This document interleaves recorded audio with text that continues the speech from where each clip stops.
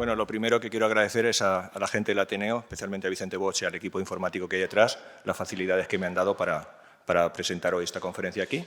Y voy a intentar que sea entretenida. Lo que pasa, quiero hacerla sencilla, pero sí que quiero mostrarla en profundidad para que veáis que los números son sencillos, pero que en la antigüedad hicieron cosas que no lo eran tanto. Entonces, tampoco en algunas cosas me intentaré enrollar tanto, pero sí que os voy a contar cosas curiosas para que tengamos una visión general cómo en la humanidad hemos desarrollado los sistemas numéricos. Y con esto empezamos. Primero, tenemos que ver algo fundamental, que es que hemos contado con los dedos. Eso es lo normal que ha hecho el ser humano. Entonces, casi todos los sistemas numéricos que nos vamos a encontrar se van a basar o en 5, o en 10, o en 20, o en 60. Lo de 60 ahora lo veremos un poquito más cuando lleguemos a Sumeria, pero 60 también se pueden contar con las manos, utilizando las falanges y las dos manos. ¿Vale?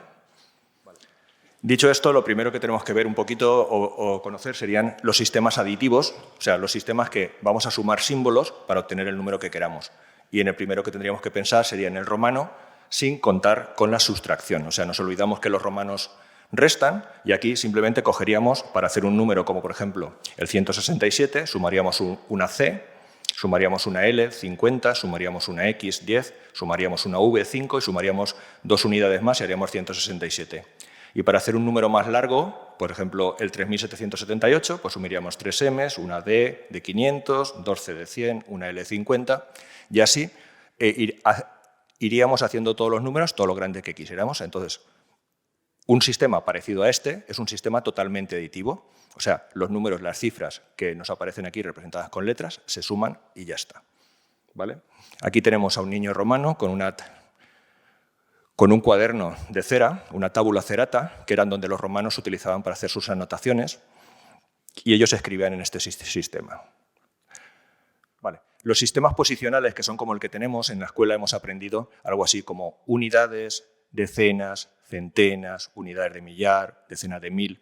Entonces, esto se puede representar como una suma de números, donde el 4 es 4, el 9 aquí representaría un 90, el 2 un 200. O sea, esto es lo que hemos aprendido en el colegio. Entonces, un sistema posicional es aquel que el valor del número viene determinado por la posición que ocupa. O sea, por ejemplo, vemos abajo un 777, donde el 7 representará 7 unidades, el 7 rojo representará 70 y el 7 verde representará 700. Entonces, esto es lo que nosotros llamamos un sistema posicional. Pero en los sistemas posicionales tenemos, simplemente para escribir los números, y no estamos hablando de operaciones matemáticas, tenemos la necesidad de un 0. Un 0 es el símbolo que vamos a utilizar para representar aquella posición que está vacía. Entonces, si no tuviéramos 0, porque en nuestro sistema actual no podríamos distinguir claramente un 44 de un 440, de un 4040, de un 4004. ¿Vale? Esta es la necesidad que vamos a utilizar de ceros en sistemas posicionales. Dicho esto, la otra cosa que vamos a hablar es cómo hablaríamos matemáticamente de un sistema posicional. O sea, porque hemos visto lo de las unidades, hemos visto las decenas, pero en las matemáticas simplemente nos dicen que cada posición hay que multiplicarla por la potencia de la base, empezando con la potencia elevado a 0, cualquier número elevado a 0 es 1. Entonces, el 73.204 sería el 4 multiplicado por 10 elevado a 0, que es 1, el 0 multiplica por 10 elevado a 1, que en este caso sería 10, pero como es vale 0, sigue siendo vale 0. El 2 es como si multiplicáramos por la base elevado a 2, el 3 por la base elevado a 3 y el 7 por la base elevado a 4. Eso exactamente igual lo vemos en los números binarios que tan en boga están hoy en día con los informáticos, que no son más que números que son de base 2, elevado el primero a 0, el segundo a 1, el segundo a 2, el segundo a 3, y así vamos haciendo los números, y un número como el 1001, podríamos realmente estar representando a un 253. Estos son sistemas posicionales y nos podemos inventar las bases que queramos y todas las bases de los sistemas posicionales van a tener su base elevada a sus exponentes y eso es lo que hay detrás de la matemática de un número posicional. Pero esto simplemente es un comentario para que sepamos la estructura matemática que tienen estos números. Y otra cosa que vamos a comentar, que simplemente es, tenemos números enteros, Pero en la antigüedad, desde siempre, se han tenido que fraccionar las cosas, porque a lo mejor las unidades de medida eran muy grandes y había que repartir las cosas. Entonces, el concepto de fracción va a estar desde muy antiguo, pero las fracciones a veces son equivalentes. O sea, puedo representar media paella o puedo representar 3/6 de paella. Estamos hablando exactamente lo mismo. O sea, al final son en el denominador, que es la parte de abajo, en cuántas partes estoy dividiendo, y en el numerador, que es la parte de arriba, cuántas partes estoy obteniendo. Dicho esto, que son conceptos muy sencillos, vamos a empezar a ver qué hemos hecho a lo largo de la historia. Lo primero que nos vamos a ir, y casi todo el mundo que empieza a hablar de números se refiere al famoso hueso de Isango, que es un hueso de babuino que encontraron los holandeses en la República del Congo, perdón, los belgas, y se lo llevaron y lo tienen allí. Y la curiosidad que tiene este hueso, que ahora lo han datado hace muy poco, en unos 20.000 años, es que tiene 3 series de números que en 2 de esas series suman 60.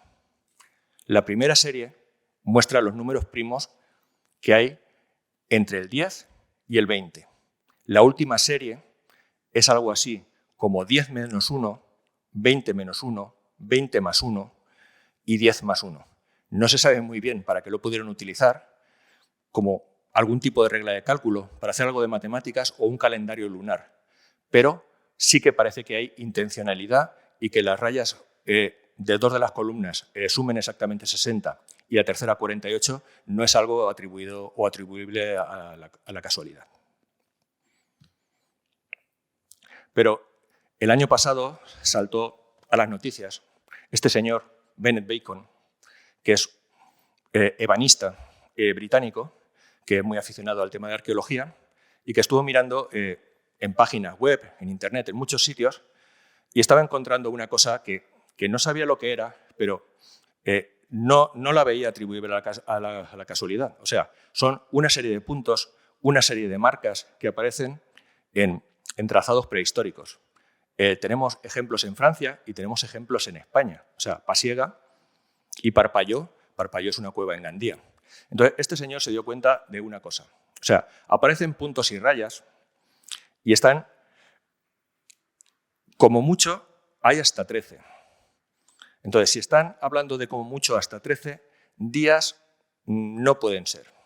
Entonces, dándole vueltas, empezó a investigar las épocas de la cría en los animales y se dio cuenta de que estos números, que lo que están contando son unidades, vienen a ser algo así, como que van contando los meses a partir de la estación buena, a partir de la primavera, donde esos animales van a parir, van a criar, algo me va a servir a mí para cazar. O sea, soy una sociedad cazadora y esto lo marco. Y esto se refleja en muchísimos años, incluso llega hasta el Gravetiense.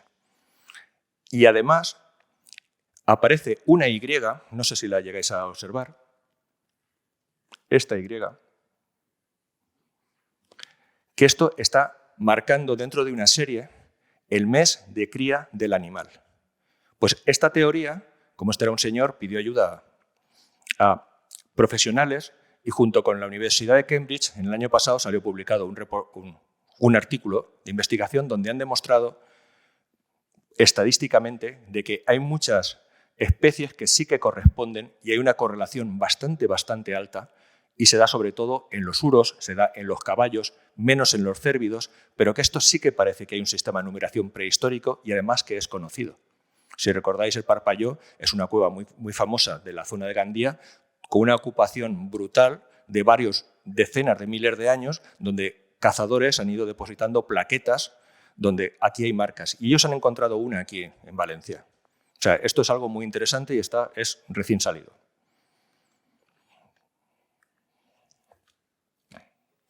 Vale. Disculpadme. Ahora, vale.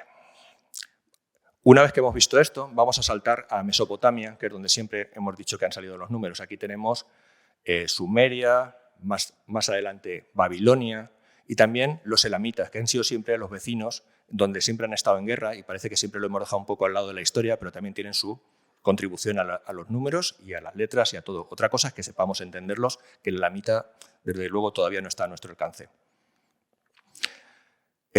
Hay un antecedente a todo el tema de números, incluso de letras o palabras, que está publicado por Denise Smart-Besserat. Es una arqueóloga francesa que trabaja en la Universidad de Austin, bueno, ya está jubilada, y que se tomó la molestia de investigar toda una serie de fichas, de token que llaman los ingleses, que aparecen prácticamente desde el menos 8000, o sea, desde el 8º milenio antes de Cristo, el 7º, que lo que están representando son objetos y números. O sea, ya hay un símbolo para la leche, ya hay un símbolo para la oveja, ya hay un símbolo para los animales, ya hay un símbolo para ciertos números, con lo cual, antes de existir las letras, antes de existir los símbolos para los números, ya existían como objetos físicos. Entonces, pastores de toda la zona de Mesopotamia, de la zona de Irán, de la zona de Persia, ya estaban tratando con estos elementos, y esto van a ser lo que van a dar origen realmente a las primeras muestras del alfabeto. O sea, al final, esta señora lo que demostró es que estos símbolos, que eran fichas, luego se convirtieron en las letras en sumerio. O sea, este es el antecedente realmente de la escritura. Y no es algo que sucedió en el 4º milenio antes de Cristo, venían de varios milenios atrás. Entonces, es algo bastante interesante de saber cómo hemos gestado, o sea, tanto el alfabeto como los números. Y dicho esto, pues entramos un poco en Sumeria. Aquí van a tener una serie de fichas. Estas son las que os he hablado anteriormente, pero aquí ya nos concretamos en las que son exactamente los números. Tenemos un cono pequeño que representa 1, una bolita pequeña que representa el 10, un cono más grande que representa el 60, un cono perforado, que representa el 600, una bola mayor que representa el 3600 y una bola mayor perforada que representa el 36.000.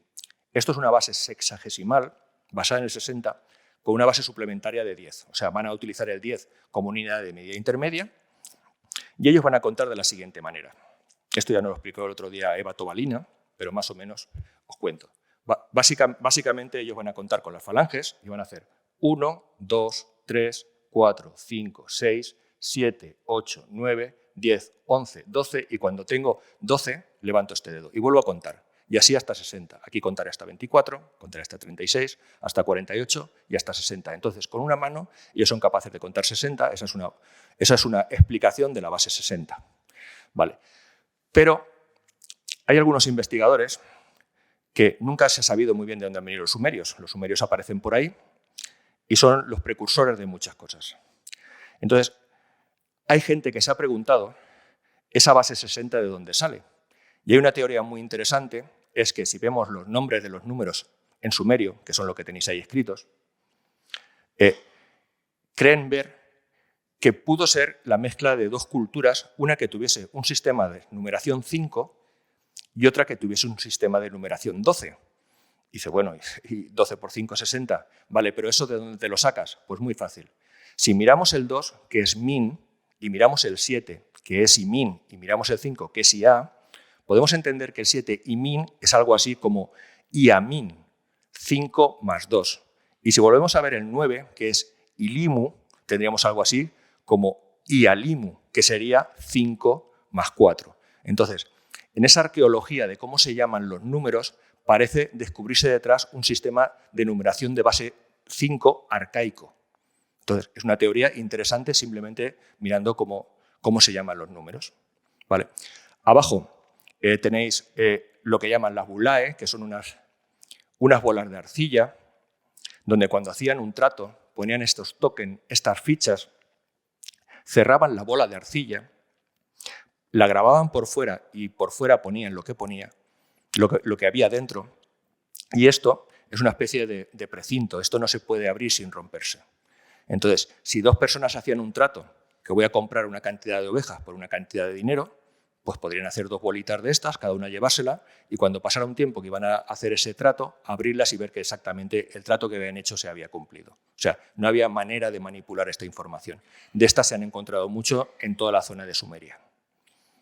Dicho esto, estos son los números físicos, algo que se hacían para tocar, son como figuritas que vas haciendo y someten. A partir de, no son exactamente los primeros números que van inscritos, los primeros números son muy parecidos a estos, pero que ahora veremos. Y este sería una de las primeras representaciones que tomamos en el 4º milenio de lo que sería una cabra y una oveja y un número 10. Ese puntito redondo sabemos que es un número 10 porque luego hemos visto que eso es el número 10 en sumerio. Si hubiéramos encontrado esta pieza sin saber que eso sería, pues veríamos que alguien ha hecho una perforación que no acaba de traspasar la pieza y nadie entendería por qué hay. Esto, que es del cuarto milenio, se encontró en Tel Brak. Tel Brak es una antigua ciudad que se llama Nagar y en todos los libros que empiecen a hablar de los comienzos de escritura, lo primero que va a salir es esto. Aquí pone en el 10 cabras, 10 ovejas. Dicho esto ya serían los primeros números que vamos a encontrar marcados en las tablillas de Sumeria. Es los mismos que teníamos como fichas, simplemente que aquí van a adoptar una forma ligeramente diferente para poder ser escritos en las tablillas de barro. Por un lado, he hecho aquí una marca para que lo veáis. Por ejemplo, aquí vemos un número 80 representado por el 60, que es este de aquí. Lo veis aquí, que es como una hendidura. Dos números 10 y aquí el símbolo de carneros. Pues entonces, este cuadrado de aquí representa 80 carneros. Luego la cabra, que tiene un símbolo muy curioso, que es esta cruz de aquí, pues aquí tenemos 166 cabras y lo hacen sumando 2 60, sumando 4 10 y luego sumando aquí otros 6 más. Y así el resto. Aquí digamos que hay una serie de operaciones donde están contando cabras, ovejas, incluso pieles. Este símbolo de aquí, que es como un triángulo, eso representa la piel del animal y la cruz que hay al lado representa una cabra, con lo cual ahí hay 67 pieles de cabra. Entre otras cosas, si nos creemos que esto es cómo funciona el sistema de Sumeria, nos vamos a equivocar, porque si cogemos cualquier otra tablilla, aquí nos damos cuenta de que tenemos 9 unidades de 10. Y 9 unidades de 10 en un sistema donde no espero más de 5, pues la verdad es que parece que hay algo que no cuadra. O yo me he equivocado o se ha equivocado el que lo escribió. Pero tiene una explicación. Los sumerios tuvieron 12 sistemas distintos de numeración y utilizaban un sistema distinto en función de aquello que iban a contar. Si iban a contar leche, utilizaban un sistema. Si iban a contar un terreno, utilizaban otro sistema. Si iban a contar volumen de trigo, utilizaban otro sistema distinto, que además era distinto a si iban a contar cebada. Si iban a contar raciones, era distinto, y así sucesivamente. Esta tablilla es bastante conocida. Aquí aparece la palabra Cusim, que es la persona encargada de llevar un almacén de cebada. Se han encontrado al menos de este autor 17 tablillas y aquí registra 2 maneras diferentes de escribir. Aquí registra el tiempo y el tiempo lo va a contar con el sistema de medida de calendario, donde esto, si no recuerdo mal, son 37 meses. 3 puntos que representan 10 y 7 unidades, porque los meses los van a contar a veces en decenas y a veces en docenas. Y la otra parte, lo que van a contar, van a ser unidades de trigo utilizando el cubo SAR o algo parecido, que tiene como unos 18.000 litros. O sea, es algo así como 6 metros por 6 metros por medio metro, y eso es una unidad de volumen que tienen ellos, y en función de ese volumen aquí van a contar que estas unidades de cebada pues posiblemente hayan entrado al almacén. En todas las páginas que he visto inglesas, aquí dan como 135.000 litros de cebada, lo que vendrían a ser como 2 camiones completos. He hecho números y a mí no me salen más de 67.000. Entonces, en algún sitio está el error. O ellos se han equivocado o me he equivocado yo, que también es muy posible. Esta también es muy curiosa, porque esto es aquí están multiplicando un terreno. Entonces, es como resolver un problema donde en la columna de la izquierda van a encontrar, se trata de saber cuáles son las unidades de medida de ese terreno, y en la columna de la izquierda tienen el lado corto y en la columna de la derecha tienen el lado largo. Entonces, este ejercicio consiste en multiplicar el lado corto por el lado largo y ponerlo en la columna de la derecha. Y al final de todo, digamos que se hace un resumen de todos la cantidad de aquí que se ha medido. Entonces, la he podido constatar, me ha costado bastante, y al final he encontrado el trabajo bien desarrollado en un investigador norteamericano, porque como están utilizando medidas que a veces no saben y a veces incluso se inventan alguna, porque realmente aquí el sistema de medidas sería 1, 10, 100, 600, 1800, pero también meten una unidad de 60, y si no meten esa unidad de 60, esta ecuación no sale. Pero, por ejemplo, la segunda fila, 10 multiplicado por 600, y va a dar 3 unidades, o sea, daría 6.000. Entonces ellos lo que vuelven a tener aquí, para que lo compruebéis, es otra unidad de 600, por lo tanto, estas 3 deben de dar lo que falta, que son 5.400. 5.400 entre 3, 1.800. Entonces, esto es simplemente una multiplicación sumeria. Y aquí está el resultado total, que suma 331.500. He comprobado que tanto el número como la suma de todos es correcta. Es una curiosidad. El siguiente paso que van a dar en Sumeria va a ser convertir estas marcas, que son unidades, en cuneiforme. Entonces, me ha costado mucho encontrar un ejemplo, pero aquí podemos ver uno. Aquí tendríamos 2 dieces, que sería este de aquí. Aquí tendríamos 5, 1, 2, 3, 4 y 5, y este número de aquí es un 3.600. Al menos las dos líneas superiores están representando números.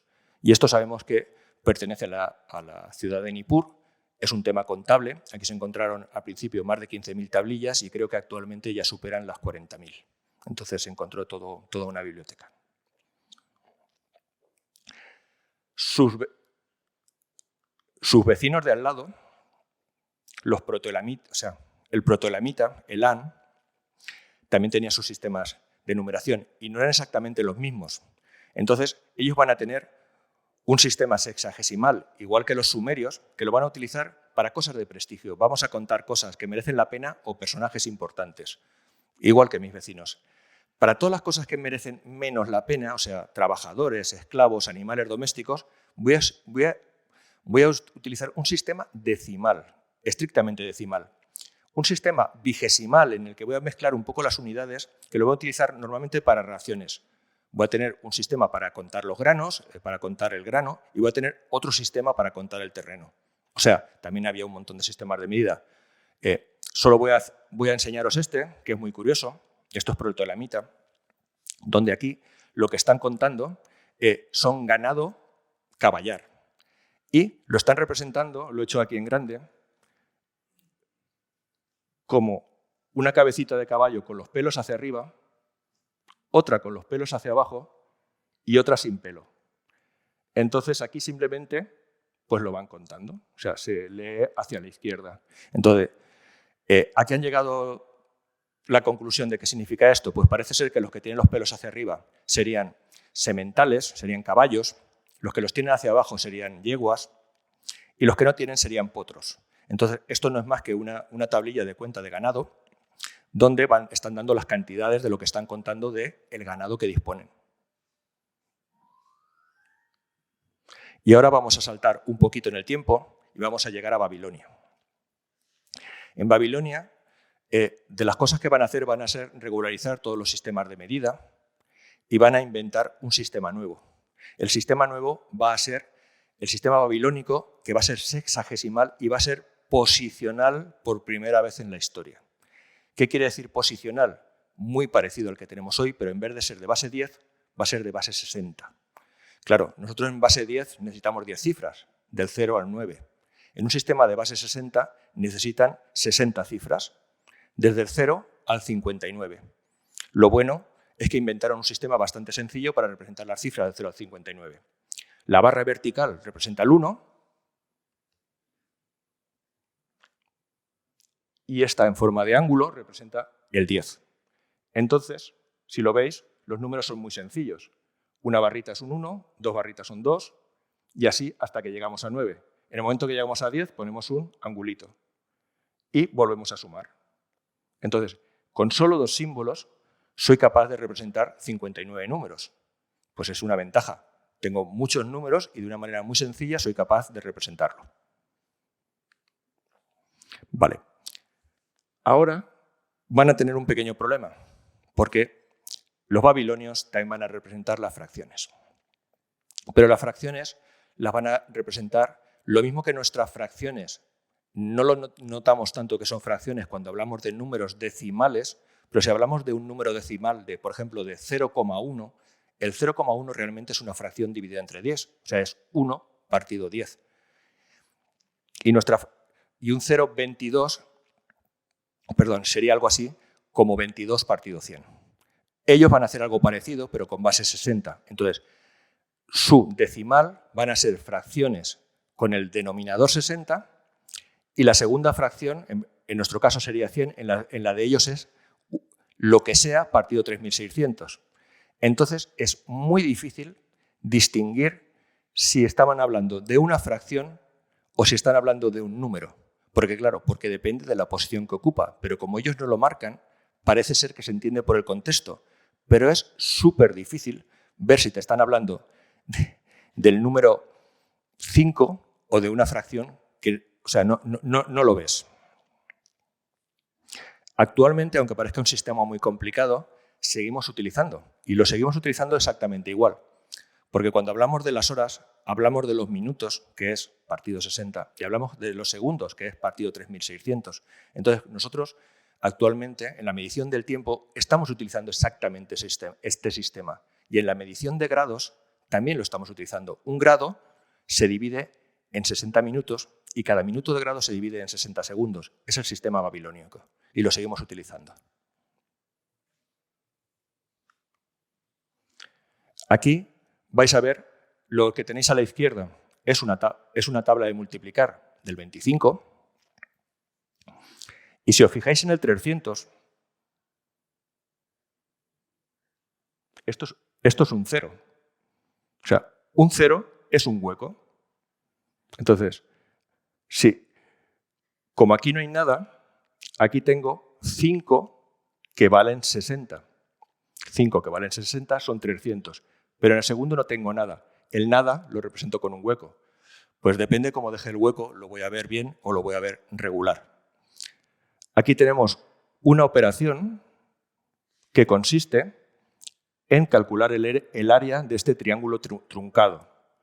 Vemos fácilmente el 140 porque son 2 60 y un 20. 140. Lo volvemos a ver aquí. Pero aquí vemos 2 palitos. 2 palitos pueden ser 2. Pero claro, no estamos viendo el 0 que hay a la derecha. Realmente nos están dando 2 60. Esto es 120. ¿Veis lo que os digo? Es muy difícil ver un 0. El resultado de abajo, perdón, el resultado que obtiene, que son 18.200, son 5 en la posición del 60 al cuadrado, 3 en la posición del 60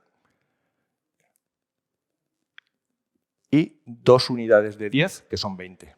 Cuando sumas todo eso, pues simplemente da el 18.200, que es el número que ha calculado este señor. Esto es un calendario. Los subnúmeros más o menos son capaces de reconocer, pero seguían teniendo el problema del 0 hasta el siglo III. O sea, si la numeración empieza alrededor del 1900, fijaros que hasta el menos 300, o sea, van a andar como 1500 años sin 0. Pero en el siglo III aparece el símbolo de 0 por primera vez y ya se puede distinguir. Entonces, el símbolo del 0, que son estas 2 líneas inclinadas, hay 2 o 3 símbolos, pero este es el más común, digamos, lo intercalarían en la numeración y así se sabe distinguir este problema que tenían los babilonios. Y ahora vamos a saltar un poco a ver qué hicieron sus vecinos en Egipto. En Egipto va a empezar casi a la vez 2 escrituras, la jeroglífica y la hierática. O sea, la jeroglífica la van a utilizar más en monumentos y en obras públicas y la hierática la van a utilizar más a la hora de escribir documentos que no estuviesen que estar esculpidos. Entonces, ellos tienen un sistema estrictamente decimal, donde van a inventar un símbolo para cada valor y simplemente se suman y no importa demasiado el orden. Entonces, por ejemplo, he encontrado un trozo del templo de Enkidu donde prácticamente aparecen todos los números. El dios Het, que vale 1 millón, los renacuajos, que valen 100.000, aparecen 3, los dedos, que aparecen otros 3, que valen 1.000, las flores de loto, perdón, los dedos valen 10.000, las flores del loto valen 1.000, las cuerdas valen 100, los grilletes valen 10 y la unidad. Entonces, este número que tenemos representado en el templo de Enkidu, esto más o menos es siglo II aproximadamente antes de Cristo, pues es 1.333.331. También tenemos esta numeración en papiros. Aquí tenemos el número 453, tenemos 453, sí, perdón, 450, que son 5 dieces, y un 3, 453. Y tenemos otros ejemplos, como podéis ver abajo, para que veáis un poquito cómo funciona este sistema de numeración. Aquí tenéis 2 ejemplos más. El de la derecha es el templo de Karnak, es un calendario, y vemos estos números cómo funcionan, simplemente se suman sus valores. Y el de la izquierda lo he encontrado en el Museo de Boston, data más o menos del 1800, y es un racionamiento para un soldado en la zona de Nubia. Entonces, si no me equivoco, se lee hacia la derecha, porque en egipcio tienes que leer en función de hacia dónde miran los animales. Entonces, aquí ahora lo veremos, la primera línea sería una fracción, ahora hablaremos de ella, y la última línea pues está representando pues, un número como 70.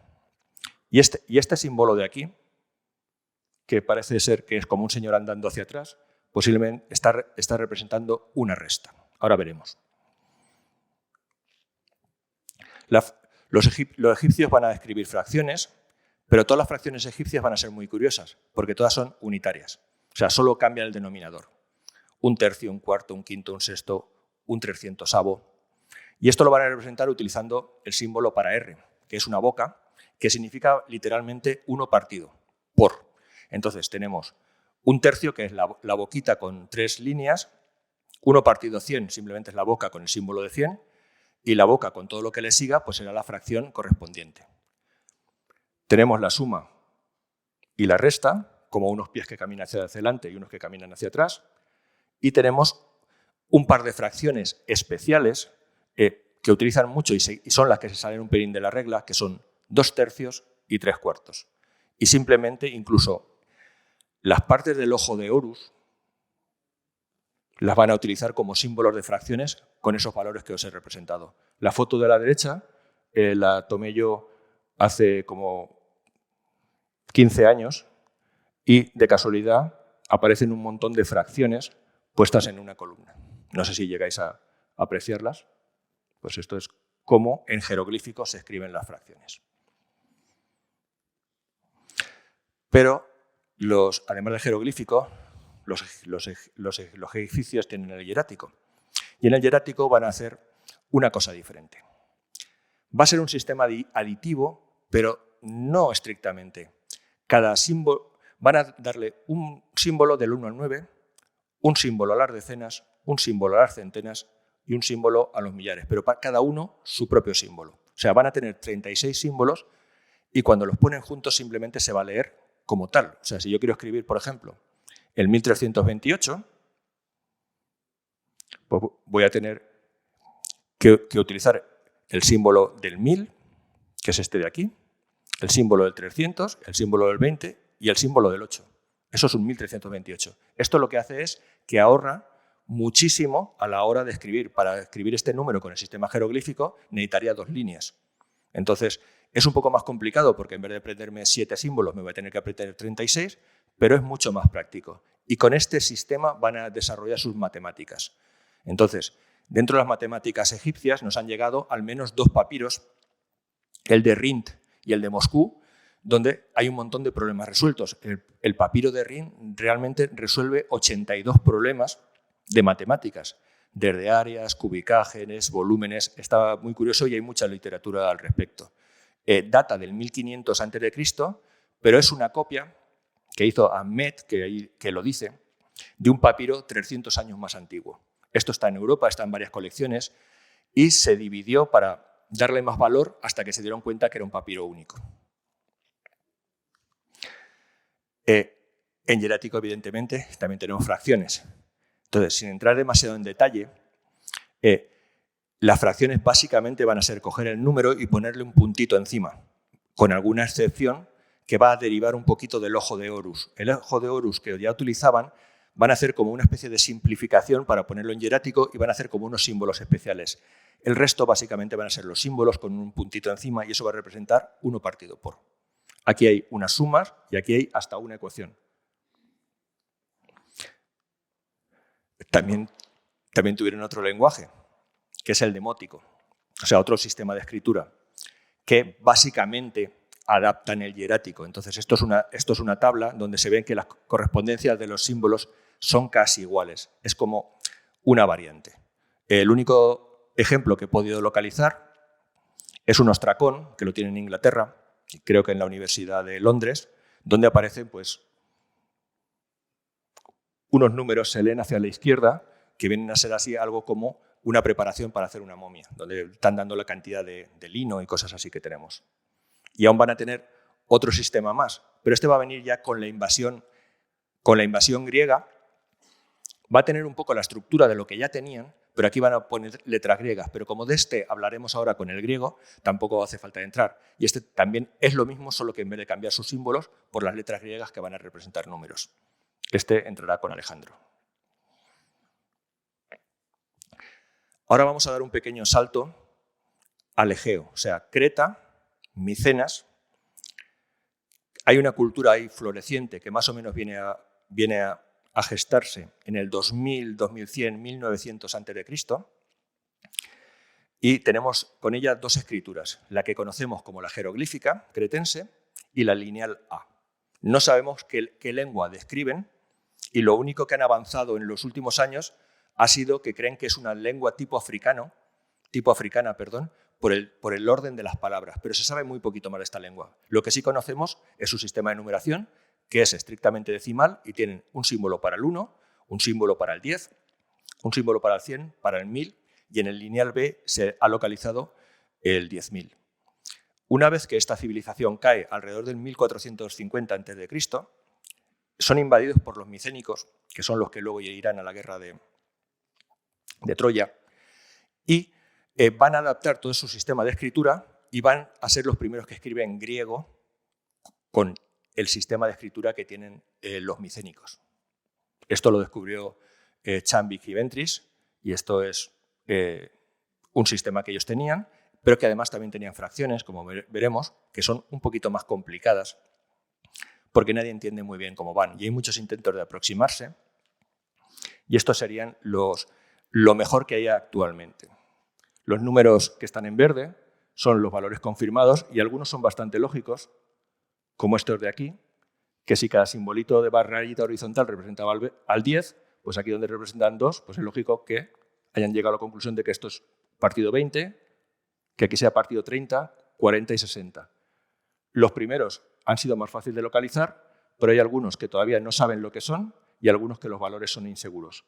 Hay gente que se entretiene en su casa y hace cálculos para ver dónde van, porque se pueden hacer cálculos porque al final las tablillas dan el resultado total. Entonces, como están anotando cuentas y al final dan el resultado total, pues uno puede hacer ecuaciones e intentar averiguar qué símbolos hay. Van planteando ecuaciones y poco a poco van llegando a estos resultados. O sea, para que veáis un poquito la complejidad que encontramos en el mundo antiguo. Aquí he metido algo que no está casi en ningún libro, que son los hititas. De los hititas sabemos poco, pero cuando los hititas escribieron en jeroglífico, también tuvieron su sistema de numeración. Y su sistema de numeración no es sumerio ni es acadio, es decimal. No sabemos de dónde viene y tenemos registros del siglo XIII a.C., cuando los hititas, o estos de aquí, que son del siglo VIII, que ya serían los imperios neohititas, son 2 trozos de plomo que he encontrado en un autor turco y son de los pocos que aparecen, y ahí se llegan a ver las rayas que están representando a los números. No he conseguido imágenes en mejor calidad porque lo único que hay es una publicación de los años 60 con esto. A día de hoy solo se conocen 4 números en numeración hitita, que son el 2, el 3, Tri, el indoeuropeo del libro, y el 7, Sipta. Este lo reconocemos perfectamente. Y ahora, esto posiblemente casi nadie sepa que esta cultura, la cultura de campos de urnas, que más o menos se desarrolla a partir del 1200 a.C. y llega hasta el 700, es una cultura europea que va a dar lugar al Hasta, que luego dará lugar a los celtas, y que aquí en la península ibérica entra prácticamente hasta Valencia. Tenemos ejemplos, y es el precedente de la cultura ibérica. O sea, lo de enterrar en urnas viene de esta cultura, lo de hacer las fortificaciones en altura viene de esta cultura, y muchas otras cosas más, incluso algunos sospechan que el idioma. Lo que pasa que siempre se ha supuesto indoeuropea y hay un poco de debate al respecto. Lo que se ha encontrado de esta cultura han sido algunos depósitos votivos donde aparecen unas hoces de bronce y son votivos, no están usadas para nada y tienen un sistema numérico que son barras inclinadas. Y este sistema numérico, que llega hasta el 29, se está asociando a algo lunar. O sea, alguien está contando los días de la fase de la luna y no se han encontrado números en este sistema por encima del 29. Esto se ha encontrado en Alemania, cerca de la ciudad de Leipzig, y un poco más al norte de la ciudad de Leipzig se ha encontrado el vaso de Coswin, que lleva el 29 en el centro. No sabemos muy bien qué alcance tuvo esta escritura de numeración, pero hay un sistema de numeración evidente de base 5. Básicamente sería para druidas, saber un poco cómo estamos, no lo sé. Y de ahí vamos a dar el salto a los fenicios. De los fenicios encontramos muy pocos números. Además de que encontramos muy pocos números, encontramos muy pocos textos. De hecho, hay un artículo de un investigador español, Zamora, que ya se preguntó, si los fenicios nos han traído la escritura a España, ¿por qué tenemos tan poco aquí? Como mucho tenemos 200 textos. Parece ser que le da... una de las posibilidades que plantea es que los fenicios escribieran en materiales perecederos, o sea, maderas, papiros, algo que no ha llegado a nosotros porque no se entiende de que sin haber prácticamente ningún precedente, de hecho en la península encontramos un solo número fenicio o 2 y además son dudosos, pero ellos nos han dado todo el sistema de las letras en ibérico. No se sabe. Entonces, los fenicios tienen un sistema que es aditivo, pero de base vigesimal, de base 20, de forma que van a tener un símbolo que es el 1,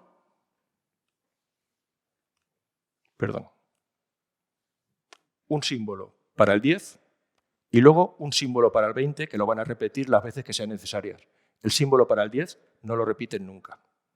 Y luego un símbolo para el 100. No son exactamente muy estables, hay un montón de variantes, tanto para el 10 como para el 20 como para el 100. Y aquí tendríamos unos ejemplos, estos son 2 ponderales, donde aquí podemos ver un número 25, que es el símbolo para el 20, y 5. Y aquí podemos ver un número 50, que son 2 20 y un 10. He encontrado muy poquito, esto es un sarcófago que hay en el Louvre, donde el rey Emunazor fallece y en el 14 años de su reinado, aquí tenemos un 14, 10 más 4. Los fenicios, como no tenían 5, las 9 unidades las agrupaban en grupos de 3 para facilitar la lectura. Entonces aquí lo vemos como los 3 primeros y este es el cuarto. Aquí esta también está en el Louvre y aquí aparecen 2 cifras. La primera empieza aquí y continúa aquí, los fenicios escriben hacia la izquierda, y la segunda está aquí. He intentado sacar un par de detalles. En esta simplemente son una serie de un 20, otro 20, otro 20, otro 20, en total 80. Y aquí tenemos dos 20, estos dos, y un 3. Total 43. Y se refiere a años. Estos son años, depende de un rey, no sabemos cuál, y esto se refiere a los años de Tiro. Eso lo he podido ver del latín, del poco latín que sé, que viene aquí. Y en las monedas, solo en la República de Arapt o Arados, como llamarían los griegos, van a aparecer números. Y me ha costado muchísimo localizarlos, pero aquí hay muchos números. Aquí tenemos el 100, es este símbolo de aquí, el 20, y aquí hay 5. ¿Lo veis? Este símbolo, este es más completo. Eso de ahí va a representar el 100. Aquí tenemos 4 veces el 20, una vez el 10 y 8 unidades. O sea, a diferencia de los romanos, que vais a ver que siempre repiten el 10, los griegos también, los fenicios lo que van a repetir son el 20. Y ahora llegamos un poquito a Grecia. Se supone que los fenicios son los que han traído el alfabeto a Grecia. Sin embargo, el sistema que vemos en los números griegos no se parece nada a lo que hemos visto en los fenicios. Aquí es un sistema decimal y le van a poner la inicial de la letra que representan. Entonces, barras para el 1, el 5 van a coger la letra pi, pente, el 10 van a coger la letra delta, porque es deca, para el 100 van a coger la letra hecto, o sea, la h, para el 1000 van a coger la x. Las unidades intermedias las van a utilizar con el 5, o sea, van a colgar, para representar un 50, van a coger un 5 y le van a poner un 10 en el centro. Para representar un 500 van a coger un 5 y le van a poner un 100 en el centro. Para representar un 5000 van a coger un 5 y le van a poner un 1000 en el centro. O sea, esta es la forma que van a utilizar los griegos para este sistema de numeración. Esto se le llama numeración acrofónica. Si queremos entender lo que han escrito los griegos en números, tenemos que entender las monedas. Y en las monedas, aquí está toda la serie de Atenas, pero lo único que hay que darse cuenta, y lo que para eso está, es que el dracma lo van a representar por este símbolo que es como una T volcada. El dracma, que es la moneda oficial de los griegos, se divide en 6 óbolos. Al óbolo le van a llamar como la unidad o con una O. El óbolo se divide en hemióbolos y como aquí teníamos como una O, si la dividimos prácticamente tenemos una C. Tiene una unidad más pequeña, que es el tetrartemorión, que la van a representar como una T, y la unidad más pequeña de sus monedas va a ser el conocido jalco, que aquí vamos a conocer como calco. Calco de calcolítico, bronce, cobre. Entonces, es una moneda que directamente está haciendo referencia al material. Dicho esto, porque si no, no se puede entender, podemos entender las inscripciones de los números griegos. Porque cuando estemos hablando de dracmas, lo van a representar con la T invertida o la T volcada. Y cuando estemos hablando de óbolos, lo van a representar con el 1. Hay gente que confunde esa T como medias unidades, pero unos son unidades y los otros son como las fracciones. Aquí podemos ver, no se ve muy bien, ahora veremos otras que se ven mejor. Ahí tenemos unidades de 100, aquí tenemos la 10, aquí tenemos un 1000. Aquí fijaros que se ve poquito, pero es un 5 con un deca en el medio, que es el 50, etc. ¿Vale? Vamos a ver otras que se ven mejor que esta. Fijaros aquí. 10, 5 dracmas, o sea, 16 dracmas. Pero los palitos ya no están representando dracmas, sino están representando el divisor, óbolos. Es un pequeño detalle, pero sin este pequeño detalle no sabríamos muy bien lo que vemos. Otra donde se ve mucho más claro. Aquí tenemos el símbolo del dracma.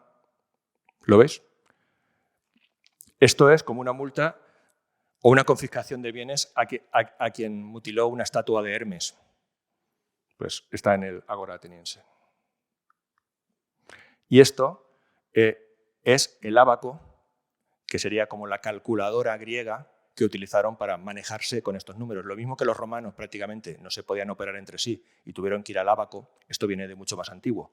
Pues este ábaco que han encontrado y se creían que era un juego, hasta que se dieron cuenta que era un sistema para contar, es una placa de mármol de más o menos 1,5 metros de alta por unos 80 o 90 centímetros de ancha, lo que vendría a ser una televisión de 70 pulgadas, para que os imaginéis, pues simplemente con fichas las iban colocando aquí y iban operando. Cada vez que salto de línea, como el sistema griego va de 5 en 5, o sea, del 1 al 5, del 5 al 10, al 50, van multiplicando por 5 el valor. Y parece ser que, según dicen, van utilizando este de aquí para hacer números negativos, de forma que podían poner números a un lado y aquí restar. O sea, si aquí ponían un 10 y aquí le ponían una unidad, estarían hablando de que tienen 9. Pues bueno, es una manera de contar. Y aquí, en estos ábacos, aparecen todos los símbolos.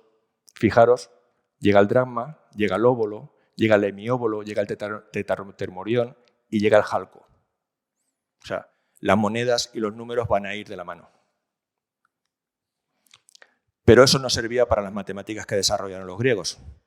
Y los griegos desarrollaron un sistema que se basaba en su propio alfabeto. Entonces cogieron todos los símbolos de su alfabeto y los convirtieron en números.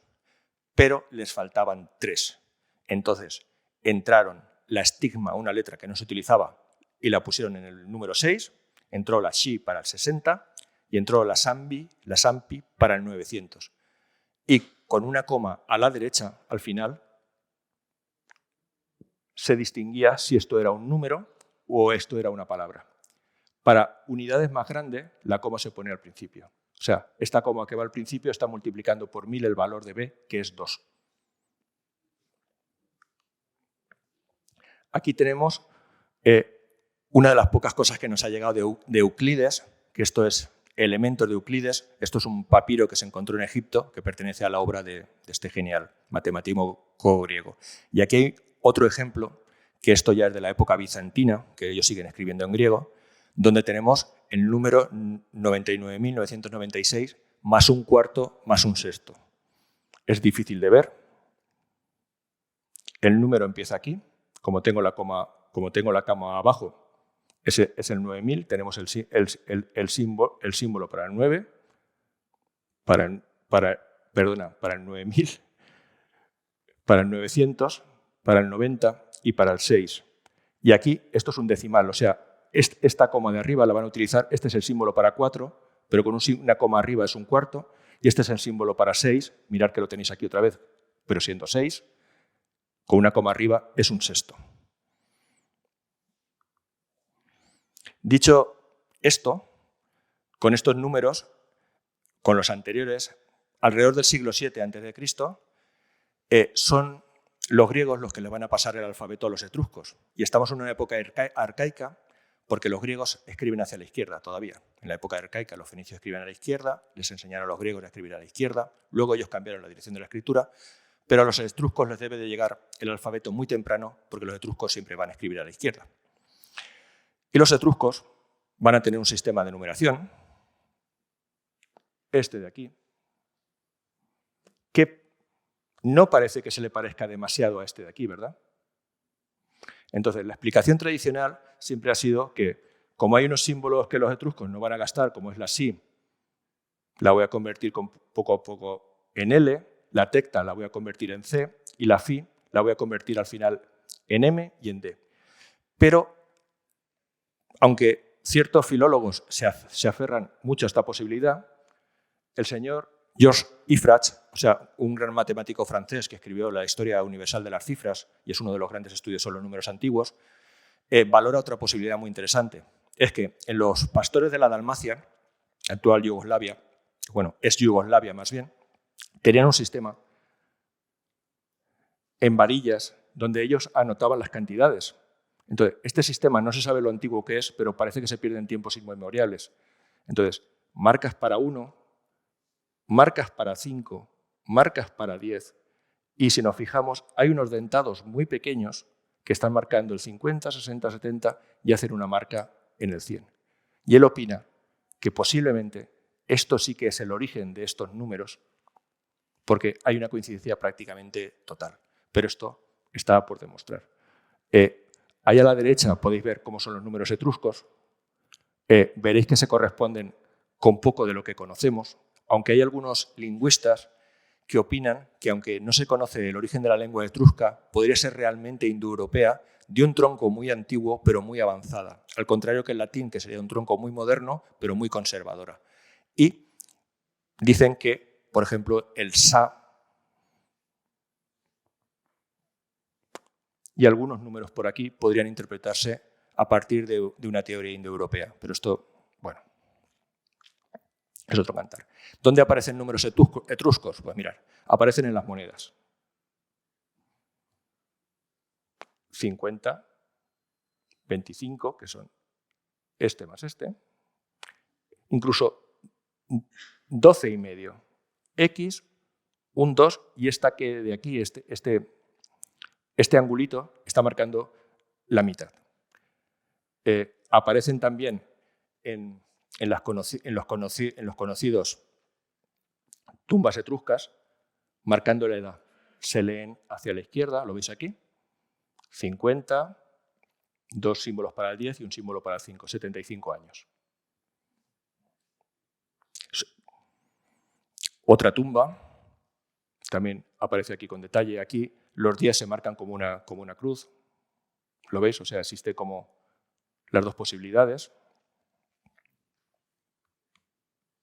Perdón. Otra más, esta está en el Museo Vaticano. ¿Lo veis arriba? 36. Es prácticamente el romano. Y llegado a esto, llegamos a Roma. La primera línea que tenemos arriba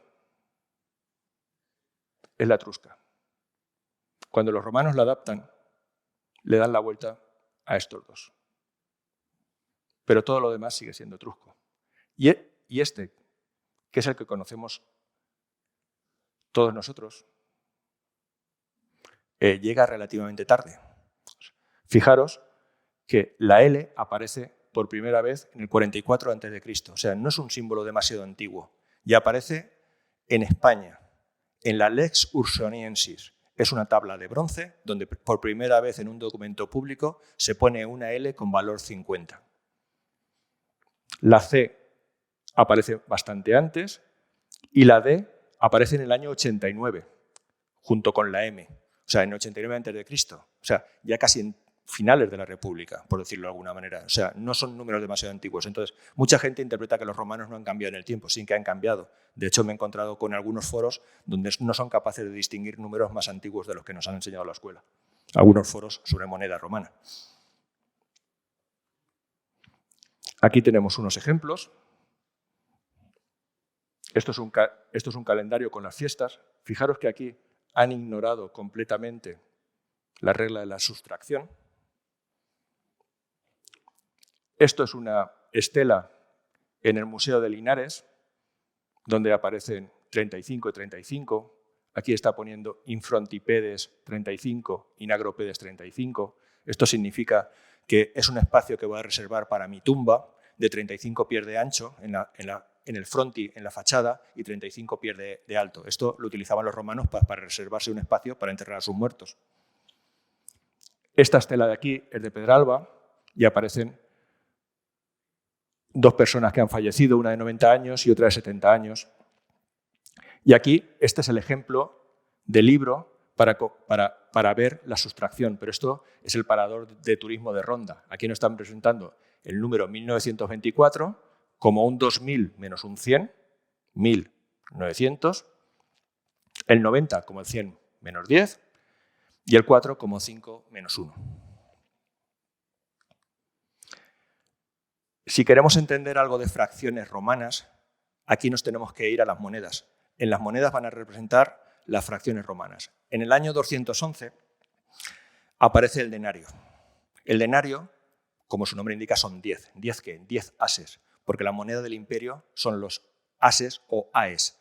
Aes literalmente significa bronce. Como deriva de unidades de peso, las unidades de peso de las libras se van a basar en onzas. ¿En cuántas onzas? En 12. Entonces, la división romana va a ser 12 y esa división, cuando los romanos se refieren a un doceavo, a una unquia, la van a representar con un punto. Con 2 puntos, la de 2. Con 3 puntos, la de 3. Con 4 puntos, ¿lo veis? La de 4. Con una S, la de 6. La de media unquia no encuentro el símbolo, pero cuando se representa como una sigma. Y para la cuarta parte de la unquia, la cuartunquia, se representa sin ningún símbolo. Esto, que parece que es una tontería, nos va a servir para ver cómo los romanos van a representar tanto los ábacos como cuando van a hablar de números fraccionarios. Aquí tenemos unos ejemplos que he traído de la numeración antigua romana. Fijaros, estos son 60 ases. Mirar el 50. Aún era como el etrusco girado a la vez. Esta moneda del año 90 de Cristo, otra vez, un 50, un 10 y un 5. Incluso esta, que nadie lo vería, fijaros que la D aún está, no es una imperfección de molde, es la rayita que tenía la D en el romano antiguo. No la perdió todavía. Y luego hay otros divisores ya mucho más extraños, que sería el de stans, que son 10 unquias, que es una S más 4 puntos, y además lo representan, y el dotrans, que son 9 unquias con una S más 3 puntos. El denario, que al principio valía 10, en algún momento de su historia, sobre el 141 a.C. aproximadamente, pasa a valer 16 ases. Entonces cambian el simbolito que tenían de 10 en el denario por este monograma que representa el 16. En las primeras series de la Gen Julia sí que aparece el 16, pero luego se abrevia a este monograma. Y esto es una curiosidad que tienen en el Museo de Alicante, que no la tienen expuesta y que no saben lo que es. Bueno, deberían de saberlo porque ya les han llegado un informe de lo que es. En su día alguien me habló de ella, la localicé en una publicación de los años 50 y lo que vemos es la representación de estas fracciones romanas en un trozo de cerámica que se encontró en la Albufereta, en Alicante. Que si tuviéramos la pieza original, pues sería una especie de numeración completa fraccionaria romana, pero que no se tiene. De hecho, los investigadores alicantinos han tenido dudas y han pedido un informe. Lo sé porque cuando la publiqué, Joan Ferrer contestó que ya se la habían preguntado a él y que habíamos llegado los dos a la misma conclusión, que son fracciones romanas puestas en algún modo de orden, pues que lo tenían en esta figura. Lo mismo que a veces tuvieron figuras para alfabetos y cosas así. Muy interesante. Esto sería un abaco romano. Como yo con los números romanos no voy a poder operar, pues voy a necesitarlo a través de un abaco. Pues el de arriba es de época imperial. Si antes he hablado que el abaco griego tenía pues, el tamaño de una tele de 70 pulgadas, esto es del tamaño de un iPhone. O sea, es algo muy portátil. Perdón. Los numeritos, aquí faltan algunos, normalmente tienen que tener 4, menos el último, que tiene que tener 5. Tienen que tener 4 porque cuando quieren poner el valor 5, lo que hacen es bajan el de arriba. Entonces aquí puedes tener hasta 4, cuando vas a tener el 5 lo que haces es bajas este y luego puedes subir hasta 9. Cuando no, pues vas cambiando el salto. Aquí tienen el divisor y poco más. Aquí hay uno más moderno, que es exactamente lo mismo. Este sí que tiene todo completo, ¿vale? Y con esto van a hacer los cálculos. Y aquí, pues bueno, un poquito la división. O sea, ellos van a tener estos símbolos para el millón, para el 100.000, para el 10.000 y para el 1.000, ¿vale? Y con esto van a hacer los cálculos romanos. Y dicho esto, que más o menos tenemos un poquito por encima los números en todo lo que sería el concerniente Europa, vamos a dar un salto a qué pasa en la península ibérica con los números ibéricos. Entonces, estas son las áreas epigráficas que tenemos en la península ibérica. Tenemos una epigrafía levantina, que le llamamos ibérica nororiental, donde encontramos desde la cerámica de Liria, encontramos plomos, encontramos estelas escritas, encontramos jarras con inscripciones, encontramos más estelas en la zona de Cataluña, encontramos también muchos plomos. Ahora, hace muy poco, apareció la famosa mano de Irulegui y están apareciendo la zona de escritura vascona. Aquí están aún peleando con esto. Tenemos la escritura celtíbera. O sea, aquí hay mucha escritura, casi toda en bronce, leyes, acuerdos, hay muchas cosas. Y luego una zona turdetana con menos inscripciones, una zona fenicia, que sería el sur de la península, y las Baleares, que se ha encontrado muy poquito. Hay pues, este plomo que está en el Museo de Alicante, pero pertenece realmente a Ibiza, o esta estela que está en Ibiza. Y luego tenemos una zona, que es la zona de escritura más antigua, que es esta zona de aquí del Algarve portugués, que esto se le llamamos la escritura del sudoeste. Y básicamente son estelas, posiblemente de gente que se dedicaba a las minas, y es donde primeramente se va a escribir. Es una escritura muy extraña, de redundancia vocálica, de la que va a derivar después la escritura meridional. Y esto es un poco el panorama de las escrituras, digamos, en la prehispania, antes de los romanos. Lo primero que voy a contar es que en los numerales tartésicos, que nunca habíamos encontrado nada, un autor español muy reconocido, señor Jesús Rodríguez Ramos, sí que ha observado que este símbolo extraño de aquí, demasiado desproporcionado con el resto y con demasiados terminales, lo más probable es que sea algún tipo de numeral. Aquí no hemos encontrado numerales, creemos que estelas funerarias, no entendemos la lengua, no entendemos lo que significa, pero si hubiese algún signo que fuese el numeral, este sería el candidato más probable. Y además de este, hay otra estela que tiene este parecido que tenemos aquí, que también no conocemos el símbolo y también podría indicar algo. Algo que no lo sabemos, podrían ser años, podrían ser lo que fuese, pero estos son los dos candidatos más probables dentro de las estelas sublusitanas. Esto es obra del señor Jesús Rodríguez Ramos y es una propuesta muy interesante que hay que contar. ¿Qué encontramos en el resto de la epigrafía? Pues encontramos este plomo que no se sabe, no se está seguro ni siquiera si se está escrito en íbero, pero que tiene anotaciones contables, pero no sabemos si son simplemente marcas, porque como mucho llegan a 8, o si hay una numeración más compleja aquí, porque esto podría ser parte del número o no, porque estos mismos símbolos se repiten en el resto de la escritura. Aquí, en la zona valenciana, tenemos el famoso conocido como el plomo de Mogente, que tiene una escritura muy curiosa, que está representada por puntos. O sea, aquí hay 1, 2, 3, 4, 5, 6, 7, 8, y cada vez que acaba una frase, que son una persona y una cantidad, siempre está representado por puntos. Esto posiblemente lo hizo una mujer, y lo hizo posiblemente una mujer porque apareció debajo de una rueda de un molino, en una zona de molienda. Entonces, ¿quién hacía la molienda en época ibérica? Las mujeres. Entonces, posiblemente este sistema de numeración lo inventó una mujer. En la zona de Liria, tampoco es que tengamos muchos numerales, lo que tenemos es una serie de plomos con un montón de marcas. Y en la zona de Caudete de las Fuentes, en el yacimiento ibérico de Kelin, la antigua ciudad de Kelin, ahora conocido como el yacimiento de los Villares, pues también aparecen unas marcas con hasta 20. O sea, no había un sistema de numeración estricto y simplemente se utilizaban las marcas que fuesen necesarias para llegar al número que ellos querían hacer. Los íberos también tienen un sistema de medida, que es algo así como libras, onzas y divisores, que también lo encontramos mucho, pero que no son estrictamente números. El sistema corresponde con algo que llamamos A, O, Ki y una variante E.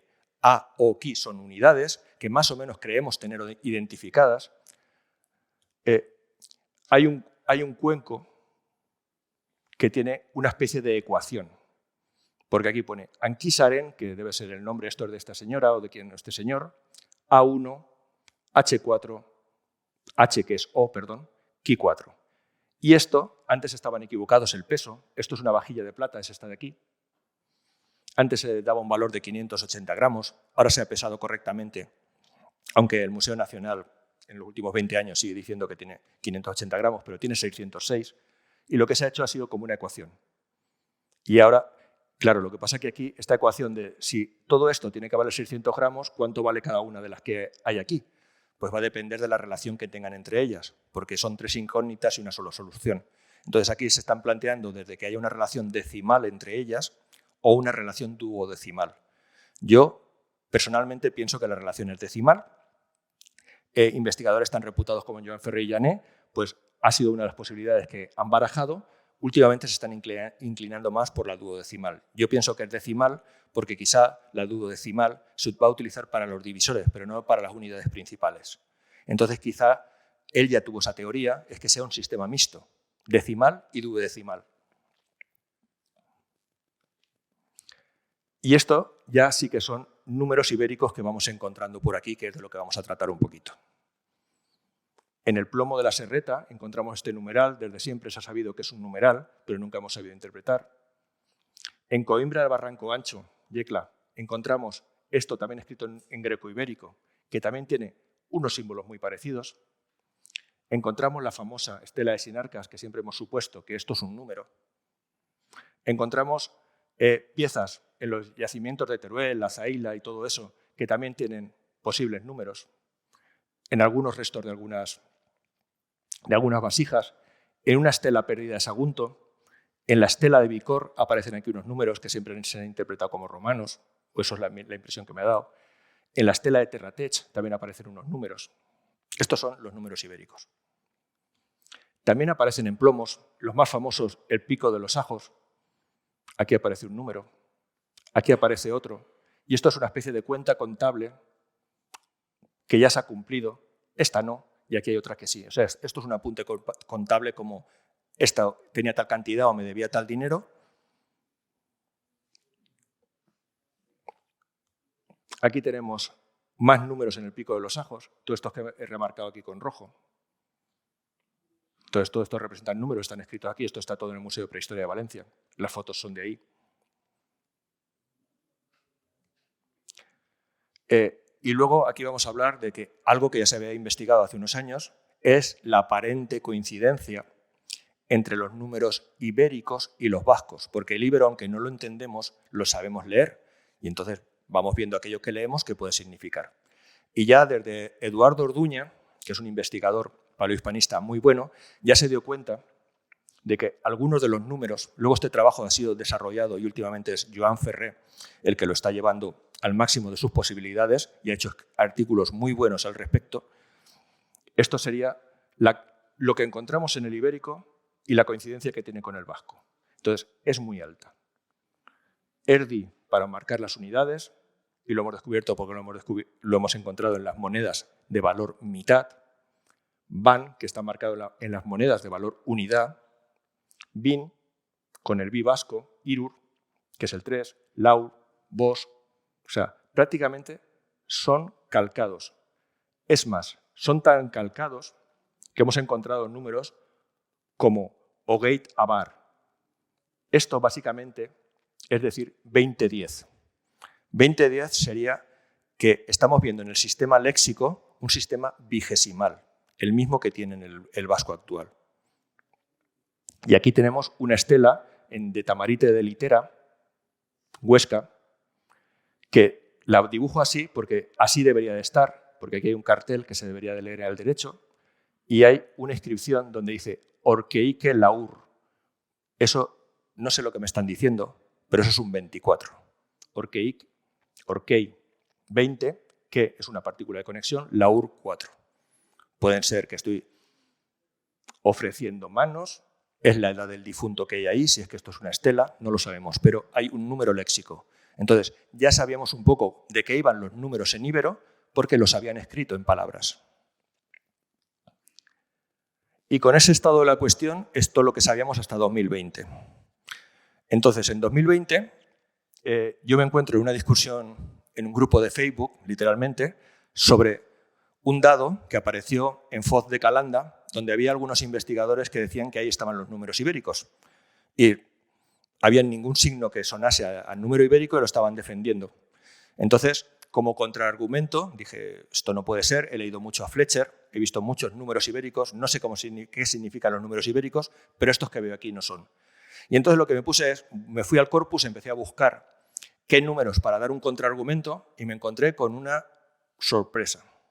había un yacimiento, unas publicaciones que no conocía, que se hicieron en Francia en el año 85 y que aquí sí que se conocía por la investigación española, pero no eran conocidas por el gran público, que son unos posibles números, unos posibles unidades de medida que aparecen en las ánforas de Vielle-Toulouse. Vielle-Toulouse es un yacimiento de los Volcos, de los Galo, que tienen unos pozos funerarios, más de 130 en la zona y hasta 400 en la región, que están llenos de cerámica y sobre todo de ánforas.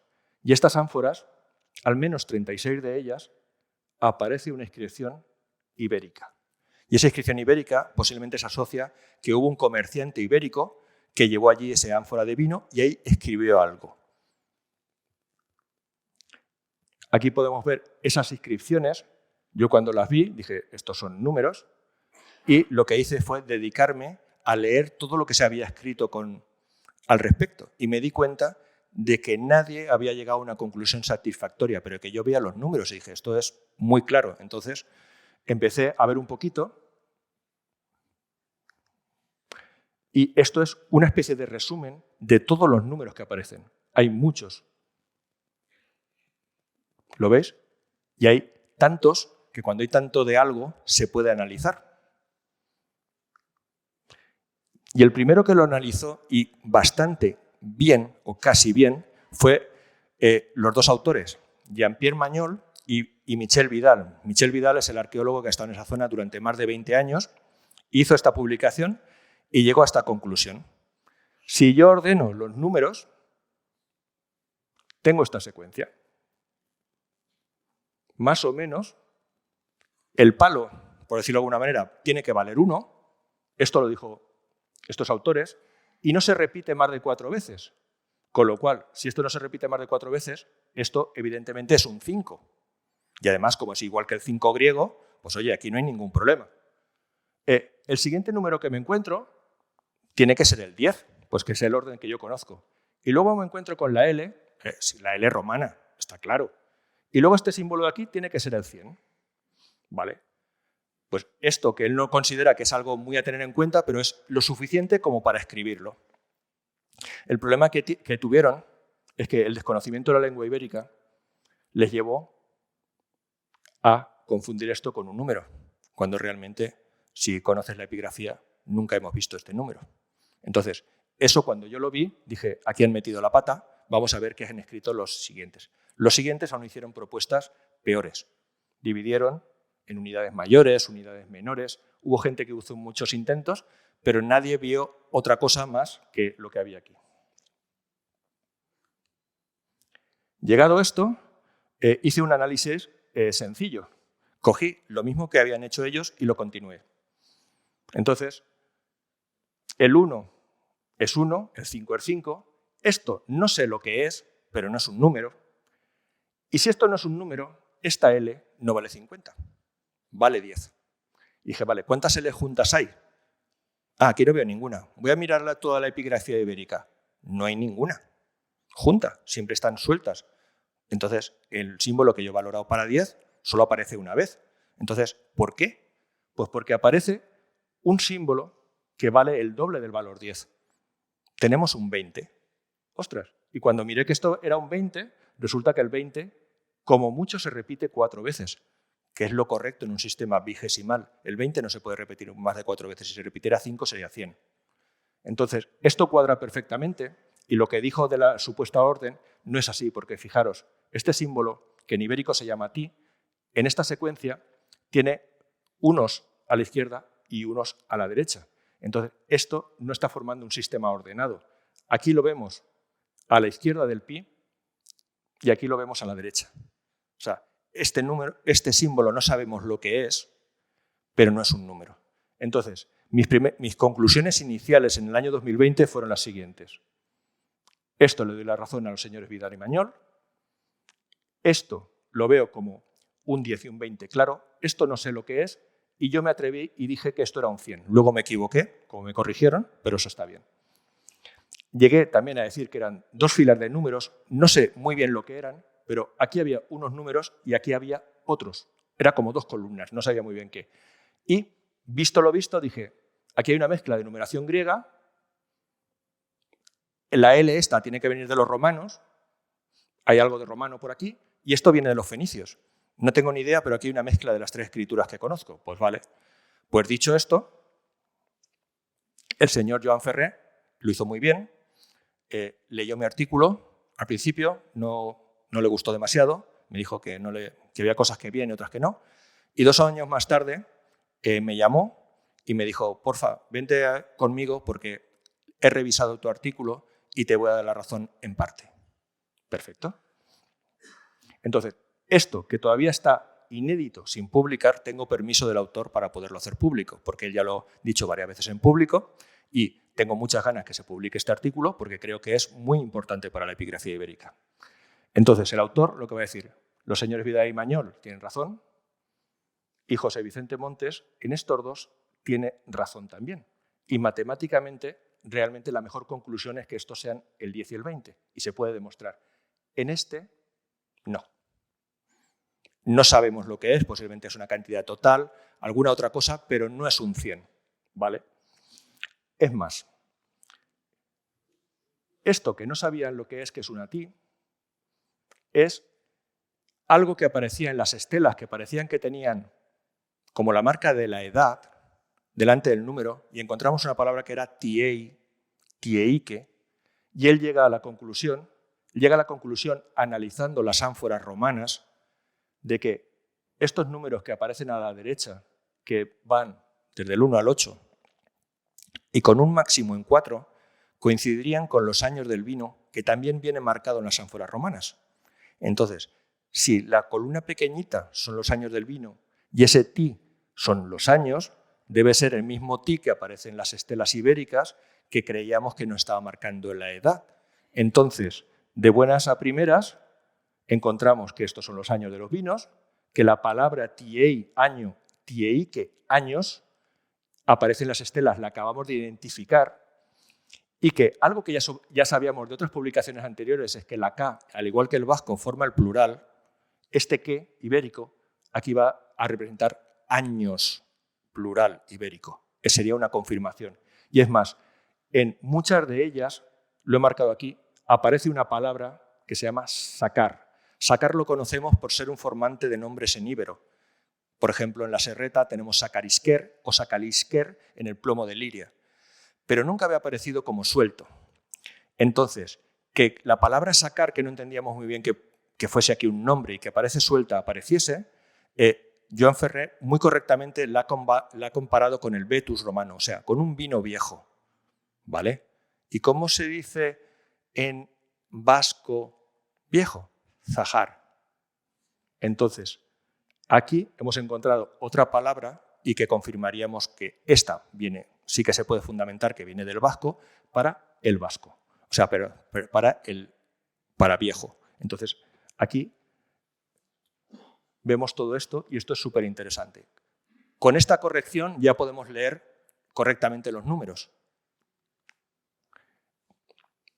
Yo antes había interpretado mal el 100, pero ahora, una vez que lo quitamos de la ecuación, aquí tenemos en esta ánfora un 93 con un vino de 3 años, un 39 con un vino de 8 años, un 75, la segunda parte de la inscripción perdida, un 60 con un vino de 4 años. Esto sería una especie de resumen de los números más repetidos, o sea, este se repite mucho, debe ser que hay lotes completos.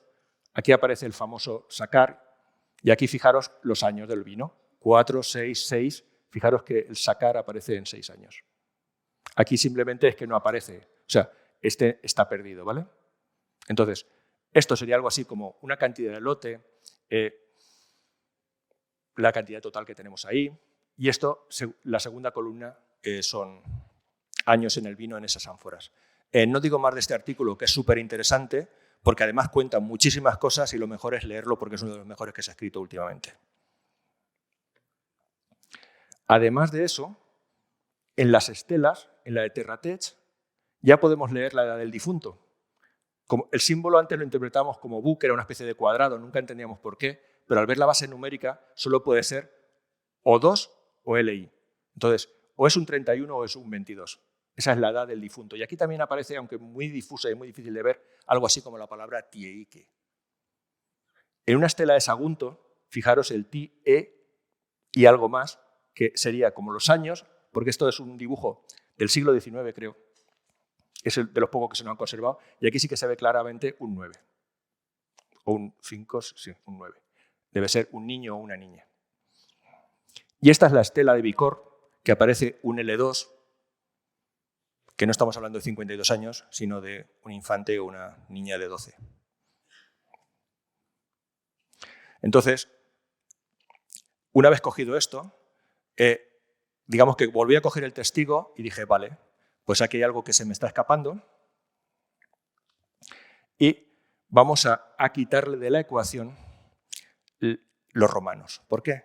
Porque la primera vez que aparece el símbolo de L es en el año 46. Los íberos tenían la numeración antes. Entonces, la L no la pueden haber cogido de los romanos en ningún caso. ¿Cuál es la mejor explicación? Pues que si el sistema, hemos visto que era vigesimal, la posible filiación de los números fenicia sea la correcta. Y si miramos, vemos que el 10 fenicio, si lo giramos y lo invertimos, va a dar la L ibérica, lo mismo que el 20, que lo teníamos ya muy claro, si lo giramos y hacemos la misma operación, va a dar el 20 ibérico.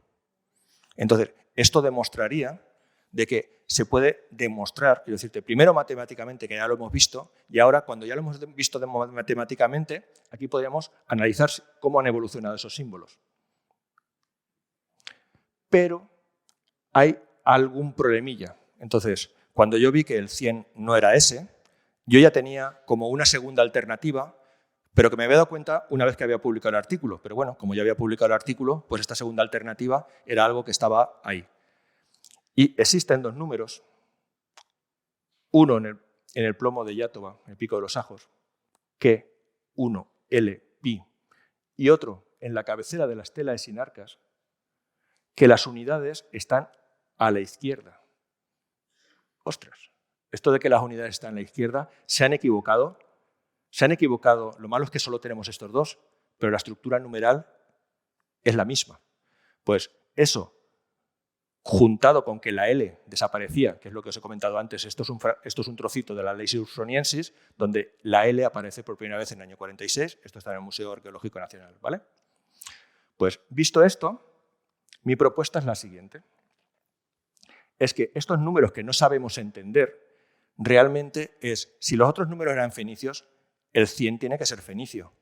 ¿Cómo hacían el 100 los fenicios? Pues el 100 los fenicios lo hacían con un símbolo. Estos son todas las derivaciones del alfabeto fenicio, palmirano, nabateo, atreo, que estos se parecen mucho, digamos, al arameo, y el propio fenicio. Fijaros que siempre está el simbolito y tantos palitos a la derecha como voy a representar. Por ejemplo, aquí se ve más claro en estos. Esto es un 200, esto es un 100, pero digamos que es el mismo símbolo con un multiplicador. Pues esta estructura es la que vemos aquí. Lo que pasa es que los íberos escriben a la derecha y los fenicios se escriben a la izquierda. Posiblemente ellos no invirtieran el sentido, pero sí que copiaron el símbolo. Y de esa manera podríamos leer como que esto es un 100, esto es un 10 y esto es un 5, con lo cual aquí tendríamos un número 115 y aquí tendríamos en las telas sinarcas un 250. Ahora veremos un poquito qué es eso.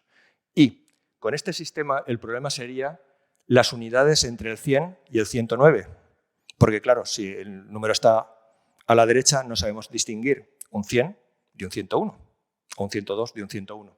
Entonces, esto es una posibilidad hipotética, pero como solo tenemos estos dos números, nunca de momento no sabemos cómo distinguirían estas unidades.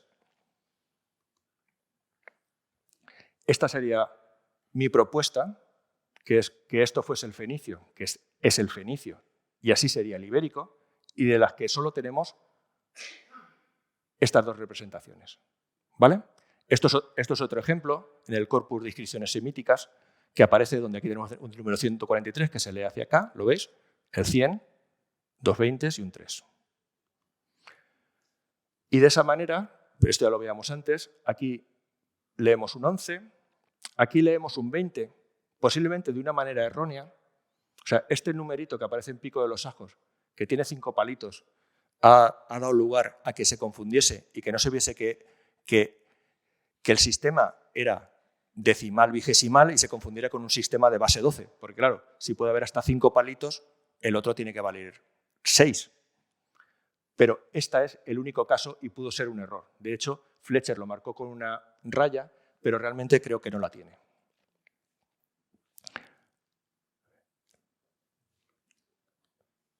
Y ahora llegamos a la estela de Sinarcas. La estela de Sinarcas no he mencionado como una edad, he mencionado un número 250.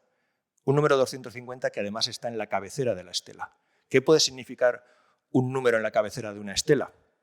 Pues el investigador Luis Silgo, ya en el año 2001, ya apuntó una posibilidad que yo la consideré bastante descabellada, pero la he retomado con el tiempo y sí que tiene muy buena pinta, que es que esté marcando la zona reservada a la sepultura.